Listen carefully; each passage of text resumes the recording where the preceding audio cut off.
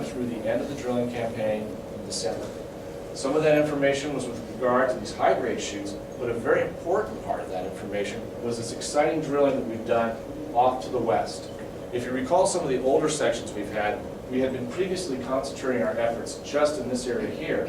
However, in December, we expanded the drilling program and sought to look for new shoots that would lie west of the main area, and we were highly successful in identifying those. You'll notice that each of these higher grade areas shown in red is enveloped by this area in yellow of lower grade mineralization that's plus 3 gram meters. As we drilled off to the west, we started seeing these large envelopes in this area as well. And we started looking at the geometry or the shape of these areas, and it seemed to be mimicking this northwestern or this plunge angle you see here in these high grade shoots. And when you step back and look at the data, we start to see the pattern repeating itself very periodically throughout the entire vein extent. And so effectively what we've gone from is an area of about 3 or 4 shoots here to 7 shoots throughout this entire area. Another interesting thing to note in the drill results today is this area shown by the yellow. Those are all the drill holes with greater than 3 gram meters. Out of the 45 drill holes shown on this slide, over 30 fall within that area. That's a hit ratio of 2 out of 3. Normally in the mining environment, in these greenstone belts, you see a hit ratio of 1 in 5 to 1 in 10. Here in this system, we're seeing a hit ratio of about 2 in 3. What that's telling us as a geologic team is that the system is very strong and that good grade gold mineralization is very widespread. Or very fortunate. Go ahead, Kash. Some examples of some of the higher grade mineralization. This is hole 51 with 3.6 meters grading 360 approximate grams per ton. That's about 10.5 ounces. This is what the vein looks like in the core. Nice, consistent hanging wall, footwall, very distinct vein.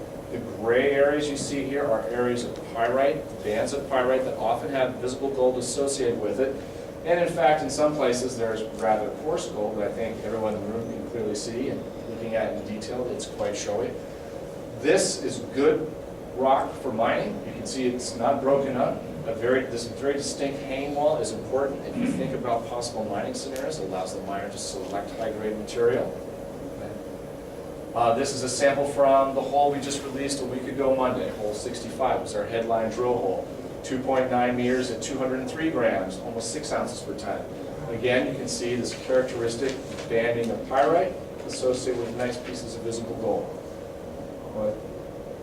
Back to the long section, when we start focusing on these higher grade areas, we've now got enough drill holes into this portion of the Golden Mile so we can kind of get our hands around the grades we're looking at. Now the green area in this slide, in this long section, encompasses those drill holes that are greater than 10 gram meters in terms of grade thickness. Out of the 45, we have 15 drill holes which exceed that grade. When we average those 15 drill holes, even taking these higher grades and cutting them back down to only 3 ounces per ton, you're still looking at an average value for grade thickness there of 37 gram meters. Well, that's just strictly a number that's an average of the drill holes. It's not saying what a resource would be, but it's a very high grade number, and it's suggesting that the high grade portion of this is indeed going to be a very high grade system. It's also interesting to note, if you just simply outline the area we have drilled and have data for, about 50% of that falls within that 10 gram meter contour. That's a very large volume of rock.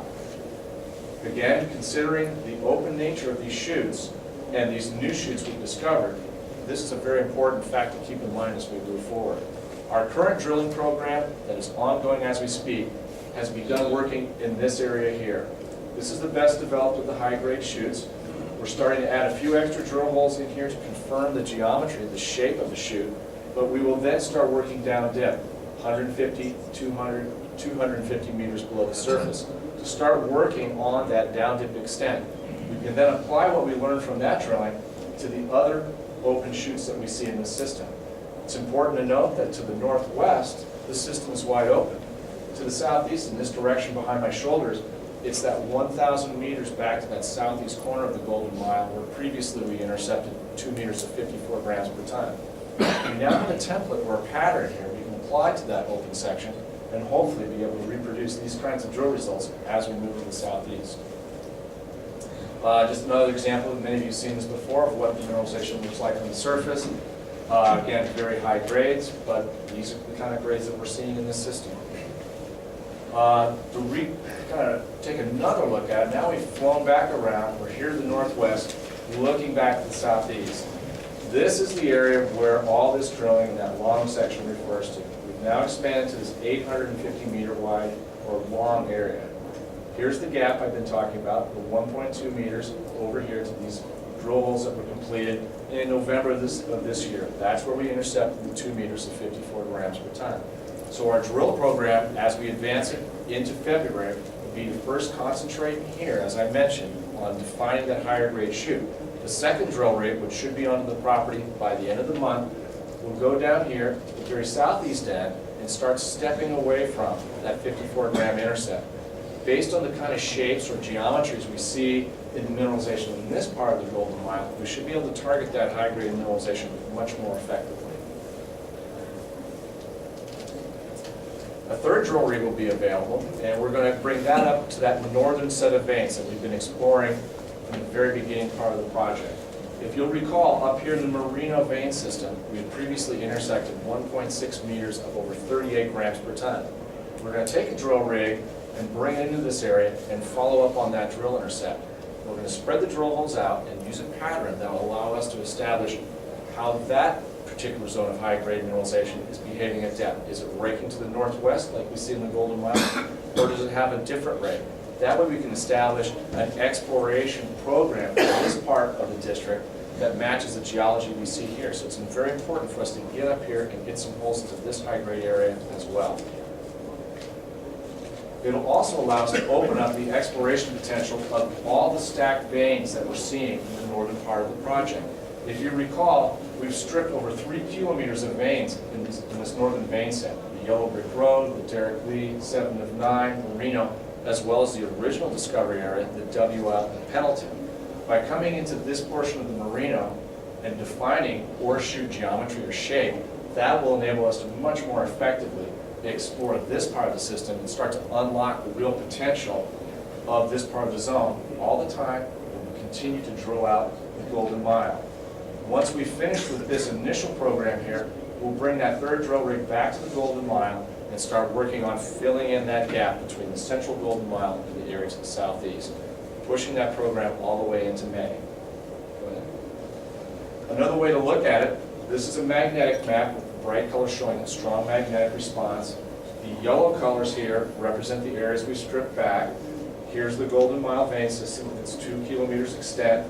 Up here is the Merino, the Yellow Brick Road, Pendleton, WL Gold Zone. So the drilling program is as follows. Drill number 1 concentrates down dip, high grade Golden Mile. Drill rig number 2 starts out in the vicinity of hole 29 with its 54 gram intercept and works both to the northwest and to the southeast to start expanding this zone of gold mineralization. Drill rig 3 starts in the Merino, does a similar type of pattern, identify the orientation of the high-grade mineralization, and then moves to this point, the very right-hand edge or southeast edge of the long section, and starts filling in this part of the Golden Mile. Keep in mind that from our sampling in these outcrops, we see 30 and 40 gram results. It's very similar to what we saw in the central part of the Golden Mile. It makes me quite optimistic that we should be able to find some additional ore chutes, perhaps with the same periodicity we saw the ore chutes in the central Golden Mile through this entire undrilled portion. We'll be pushing that